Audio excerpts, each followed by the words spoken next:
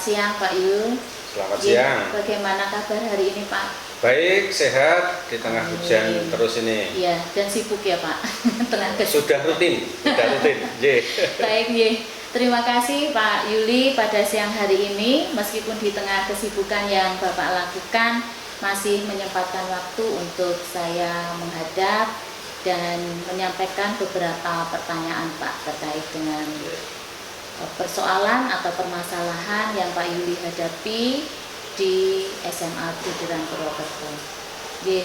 Bapak baik sebagai kepala sekolah di dalam menjalankan tugas keseharian, tentu banyak sekali persoalan yang dihadapi ya Pak. Baik, mungkin Bapak bisa menceritakan salah satu persoalan yang membuat untuk pengambilan keputusan itu menjadikan dilema tersendiri bagi Pak Yuli. Monggo Pak untuk diceritakan. Oke, terima kasih Bu Dian atas kesempatannya. Pertama, selamat bertemu Bu Dian. Mungkin terima kasih. kita satu kantor tapi kadang tiap hari tidak mesti ketemu langsung. Terus yang kedua, selamat berproses dalam proses calon guru penggerak. Semoga ini menjadi bagian yang harus dilalui dan segera nanti bisa terselesaikan. Nah, memang salah satu tugas ya harus kita penuhi. Itu sebagai pengantar saya sekali lagi selamat untuk menyelesaikan tugas-tugas, dan apa yang bisa kita bantu, yang saya bantu ya kita komunikasikan bersama. Nah, tentang hal yang ditanyakan tadi tentang persoalan yang ada di sekolah. Nah, kita kalau menganggap bahwa semuanya itu sebagai persoalan, mungkin akan membuat pusing semua. Artinya, loh, kok semua adalah persoalan? Padahal sebetulnya ya itu adalah dinamika kerja. Tetapi kalau itu toh bisa dikatakan sebagai persoalan, ya tidak apa-apa. Tapi persoalan dalam tanda kutip, karena itu ya dinamika di sekolah itu ya seperti itu. Suatu saat ada persoalan, suatu saat ada masalah, suatu saat ada hal yang harus diselesaikan. Maka kalau tadi Bu Dian menyampaikan contoh persoalan atau adakah persoalan, saya mau mengangkat di sini tentang halaman SMA Budiran. Untuk diketahui, halaman SMA Budiran itu kan gedung berada di pinggir semua, dikelilingi berbentuk seperti huruf O. Tengah-tengahnya kosong, di tengah-tengah itu ada lapangan bola voli, dikelilingi oleh rumput. Nah, rumput-rumput itu setiap saat pasti tumbuh berkembang dengan cepat, apalagi ini adalah musim penghujan. Nah, itu menjadi catatan sendiri dalam penyelesaiannya. Itu menjadi persoalan kalau tadi disampaikan Budi ya. Tetapi itu adalah merupakan bagian dari bagaimana kita bisa merawat, bisa rumput tetap kelihatan indah. Begitu Bu Dia. Baik. Terima kasih Pak. Kalau ini dianggap sebagai sebuah persoalan, tentu membutuhkan sebuah pemecahan ya Pak ya. Baik. Bagaimana Bapak memutuskan untuk menghadapi persoalan rumput yang selalu tumbuh apalagi di tengah-tengah hujan seperti ini Pak? Mungkin ada pertimbangan-pertimbangan yang Bapak lakukan. Nah, dalam hal ini yang menjadi persoalan dalam tanda kutip bukan rumput yang tumbuh semata. Rumput memang secara alamiah jelas tumbuh. Nah, tetapi bagaimana ketika tumbuh menjadi tidak rapi? Bagaimana ketika tumbuh menjadi seolah-olah kok lingkungannya tidak terawat? Maka yang menjadi persoalan adalah bagaimana merapikan rumput itu. Kita punya tim untuk menjaga kelestarian ataupun kebersihan sekolah ataupun tim kenyamanan sekolah. Nah, tim itu pasti bekerja juga pengen pada saat jam kerja. Nah, pada saat jam kerja, kilas balik dulu, kita ketika membersihkan atau merapikan rumput itu pakai alat dorong, mesin yang berbunyi. Bunyinya tidak hanya lemah, tapi keras. Nah, ketika itu dilakukan pada jam sekolah, artinya jam KBM, tentunya akan mengganggu efektivitas KBM. Tetapi harus dilakukan. Maka bagaimana itu dilakukan? Nah, salah satunya kita harus menggeser waktu. Nah, menggeser waktu, merapikan rumput tentunya timbul persoalan sendiri bagi yang melaksanakan. Harus sore hari, harus sore sampai malam. Nah, ini yang menjadi dalam tanda kutip tadi persoalan, bahwa sisi lain rumput tumbuh itu memang alamnya, tetapi kalau tidak dirapikan akan menjadi tampak tidak rapi, mengganggu kenyamanan. Dikerjakan saat jam sekolah akan mengganggu proses KBM karena suaranya.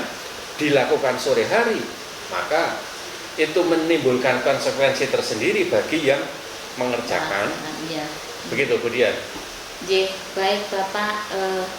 Kemudian untuk memutuskan hal ini Bapak, bagaimana solusi yang diambil terkait dengan apakah tetap dilaksanakan di jam kerja ataukah di luar jam kerja?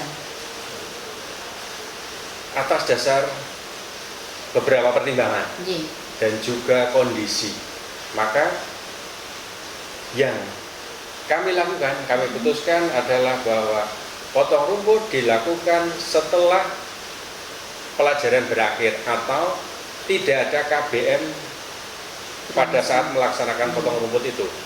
Bisa dilakukan sore hari atau bisa dilakukan pada hari lain ketika KBM libur atau KBM tidak ada. Nah, itu keputusan yang kami ambil. Begitu. Baik, Bapak di dalam mengambil keputusan tadi sudah ada pertimbangan supaya tidak mengganggu pembelajaran berlangsung, maka dilaksanakan setelah KBM atau pada hari libur sekolah seperti itu. Mungkin langkah-langkah apa yang Bapak ambil terkait dengan keputusan itu bisa dijelaskan Bapak? Baik, terima kasih.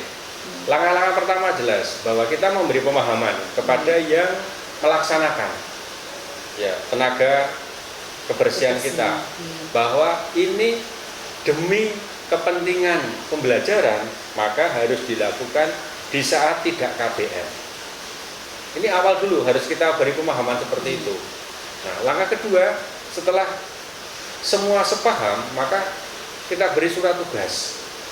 Nah, setelah kita beri surat tugas, tentunya surat tugas itu ada konsekuensinya, karena dilakukan di luar jam pembelajaran, di lembur.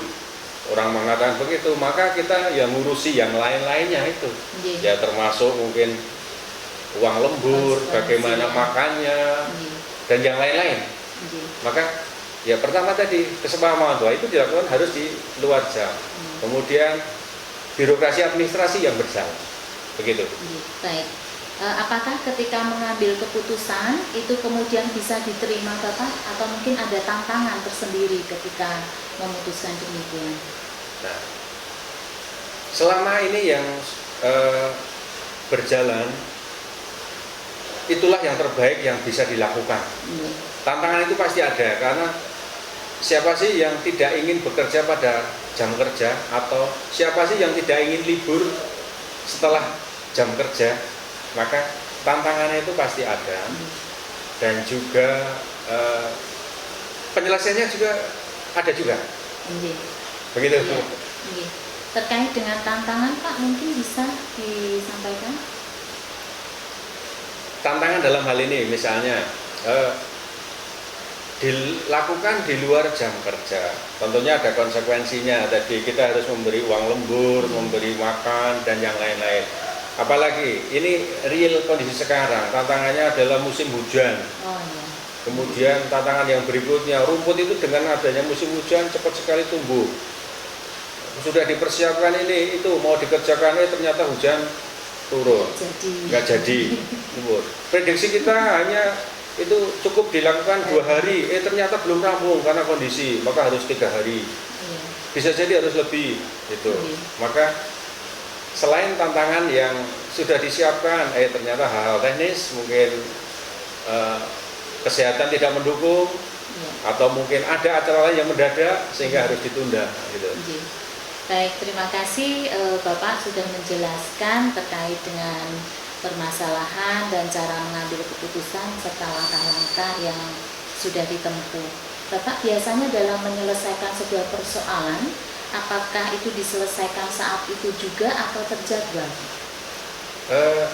ada beberapa hal. Ada yang memang itu terjadwal, ada yang memang harus dilakukan saat itu. Beberapa peristiwa yang memang harus urgent, harus diselesaikan saat itu, ya memang harus dilakukan. Ya contohnya dalam penanganan siswa. Penanganan siswa yang harus dilakukan saat itu, misalnya ada kesalahpahaman siswa, ya harus segera diselesaikan, tidak bisa ditunda lagi, tidak ada jadwal. Tetapi kalau misalnya tadi membersihkan kaca atau ngepel ataupun yang lain, itu sudah ada penjadwalannya, itu sudah hal rutin. Sehingga ketika sudah hal rutin itu berarti sudah ada jadwal. Ya. Baik, terima kasih Bapak terkait dengan keputusan yang diambil. Apakah ada faktor-faktor yang mempermudah atau membantu Bapak di dalam pengambilan keputusan? Puji Tuhan, kita di sini sebagai tim kolegial, tim kerja semua itu sangat mendukung, sehingga saya lebih banyak dipermudah ketika ada keputusan-keputusan itu. Karena ketika membuat keputusan itu biasanya kan berawal dari suatu masalah, suatu tantangan, suatu target yang akan dicapai. Ini ada masalah, ini ada target, ini ada tantangan. Kita harus membuat keputusan. Nah, kita diskusikan semua dengan teman-teman. Ternyata semua teman-teman itu welcome, termasuk Budian sendiri. Budian memberi usulan, memberi masukan. Nah, ini juga menjadi bagian dari bagi kami, bagi saya sebagai kepala sekolah, itu adalah faktor pendukung yang luar biasa. Teman-teman support, begitu. Baik, terima kasih Pak Yuli. Mungkin ada harapan-harapan untuk sekolah kita yang bisa Bapak sampaikan.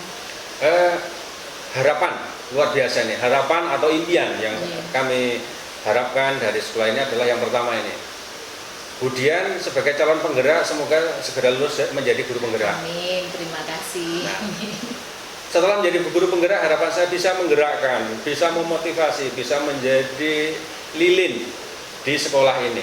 Itu dari Budian. Nah, harapan kami juga bagi teman-teman di sini bahwa kita sedang diberi kepercayaan pada periode ini, bagaimana kita tetap bisa melestarikan, kita bisa tetap untuk merawat sekolah ini untuk eksis. Dan harapan berikutnya lebih besar, kita tetap bisa dipercaya sebagai sekolah swasta, dipercaya masyarakat, sehingga orang tua siswa ataupun orang tua calon siswa percaya bahwa sekolah di Budiran mendapat pendidikan yang baik.